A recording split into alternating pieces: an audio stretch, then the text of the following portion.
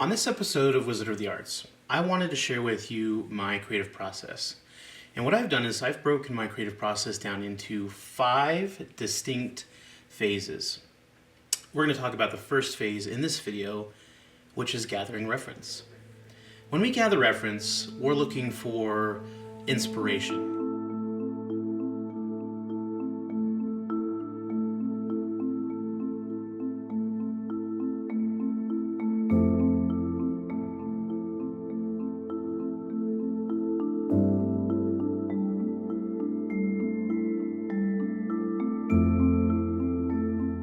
Searching Pinterest, we're Googling ideas, and we're looking for things to spark our imagination. Oftentimes, while I'm doing this process, I like to keep something called a commonplace book, or in this case, a commonplace sketchbook. And in this very first episode, I'm going to walk you through how to make one and how it can help you in your creative journey. A commonplace book is an idea keeper, essentially a library that's personal to you that helps gather ideas and references and really helps just take your thoughts from your brain and put them down into a place where you can come back and look at them often. This is a sketchbook that I created many years ago when I was learning the different properties and techniques for watercolor. And so I had studied all of the different brush types and, all of the different properties of paint palette and things so that I could help my students understand better the watercolor process.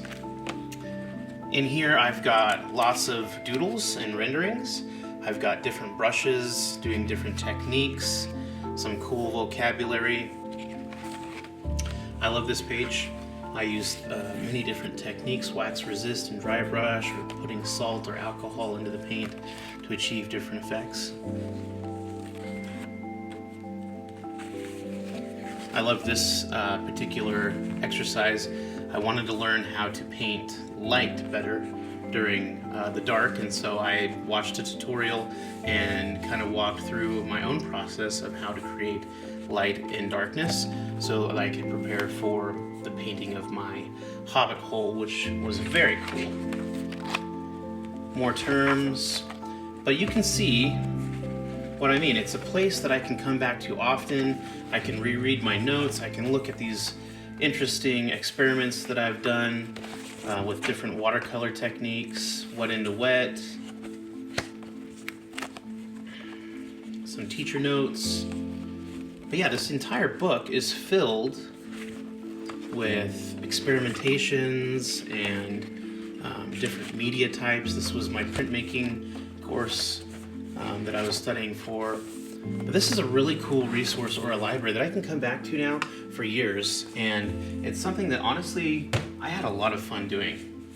And so let's talk about how we can make a commonplace sketchbook. It's actually super simple. You only need a couple things. You need a pencil or a pen and something to contain your notes. It can be a lined journal or it could be a blank sketchbook like this. I just got this from the craft store. And so I'm going to take you through now kind of what a typical project might look like for me as I'm starting out. In this particular commonplace sketchbook, I've started out with what I call a foreword or a preface. It's just basically capturing a snapshot of the idea that I've got. And this particular world that I'm working on right now is called Luminoria.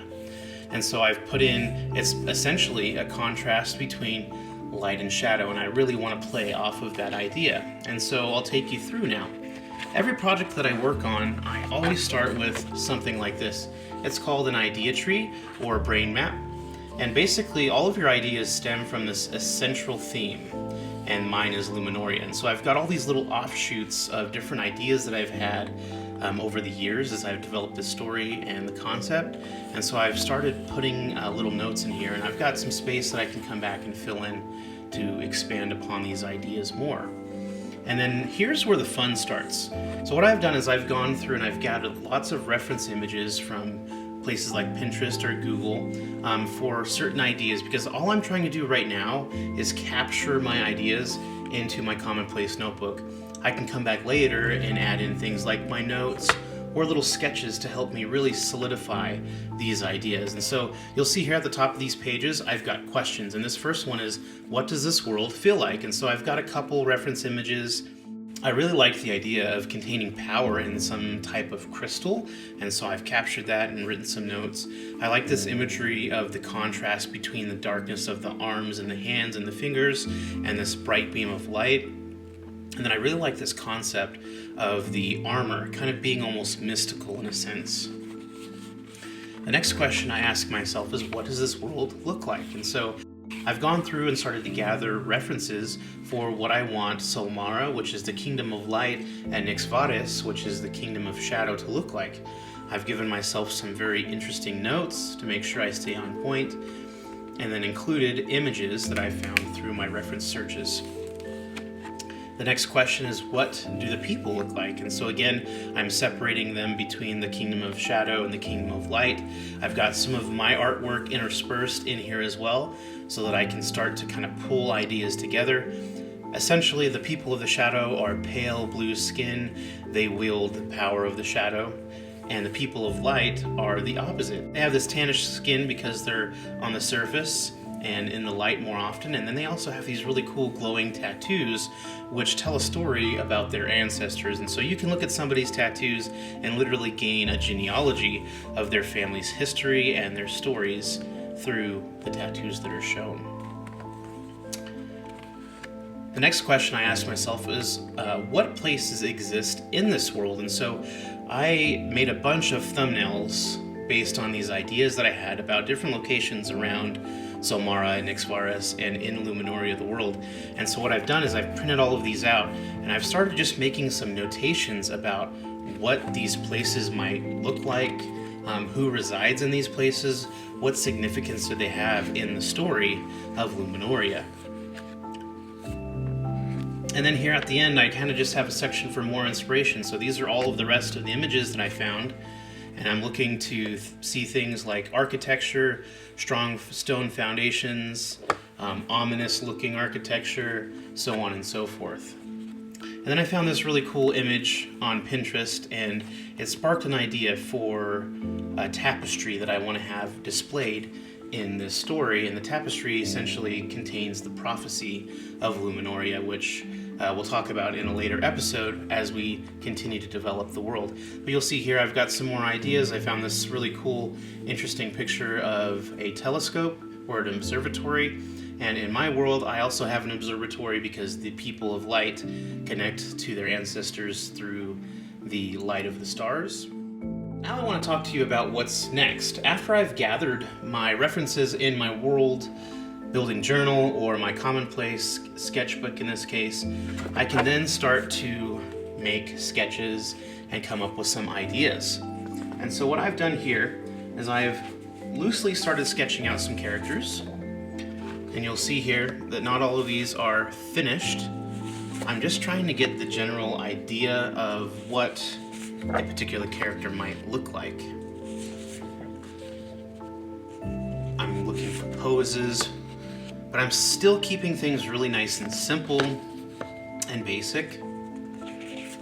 And for this guy in particular, I ended up settling on this pose and then did a fully rendered out version with a little bit more detail. And then I actually took it a step further and I created a three-dimensional sculpture out of Sculpey clay of this particular character as well. Now I've been working on this particular project for several years, and so I've got lots of reference from the early days. And so I've got a couple of the creatures called the Avacor, which are almost like these blind bat creatures. They hear with these large ears on their head. But these are something that are more ancient than, I think, Luminoria itself. Still working on the development, but a good start for some type of villain character. And then I've also worked out one of the main characters' looks. His name is Christos. He's the king of Solmara, and this was his younger years before he became king. But as you can see here in my concept, he's wielding the power of the light. He's got these glowing tattoos, and he's ready for battle. And then another concept drawing of the Avacor from a few years back. And now all of this kind of comes together in the culmination of this painting to gather some more reference for myself and start really filling out what this world might look and feel like. So I've got this oil painting that I did several years ago. The power of the light can be wielded by these people, and so they can actually manipulate it into shapes for blades. They can power technology with it, vehicles, and cities, and so it's kind of a really cool concept. And I want to take you to this final drawing. This drawing is the very first version of the character I came up with for this story. And so this has been sitting probably in my closet for at least 10 years now. But it just goes to show that past drawings that you've done that might not have worked out, or ideas that you've had that have come and gone, if you store them in a place like a sketchbook or a Commonplace book, then you can come back to them at any time. I also took the time to flesh out some of these thumbnails in a little bit more detail, and so I've got these images of some of these places, larger scale, and a little bit more detail, so that I can now understand how these places fit into my overall story. And so I'm drawing upon all of this previous experience and all of the things I've got here in my world building notebook or my Commonplace book to really help me understand what my world of Luminoria is going to look like. Once we have all of this reference gathered, it's time to move on to phase 2, which is exploration. I hope that throughout our time together in this first episode, you've begun to understand how the creative process might work. This is my process, and you can adapt it in any way you see fit to help you in your own creative process. The Commonplace book or Commonplace sketchbook that was featured in this episode is an amazing tool, and I truly hope that you try building one yourself.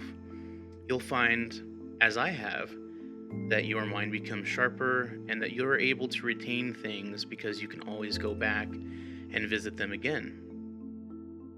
One of my favorite things about this technique is that you can gather all of the information and knowledge that you've learned, regardless of what kind of creative person you are.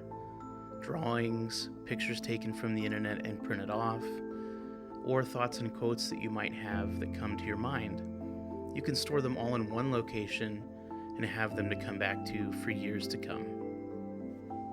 In this first episode, we've talked about how to gather reference and how to get the creative spark ignited in your imagination. After watching this, I hope that you try all the things that you've seen yourself and begin the journey to creating your own world. As always, I'm grateful for your viewership, and let's make wonder into something real.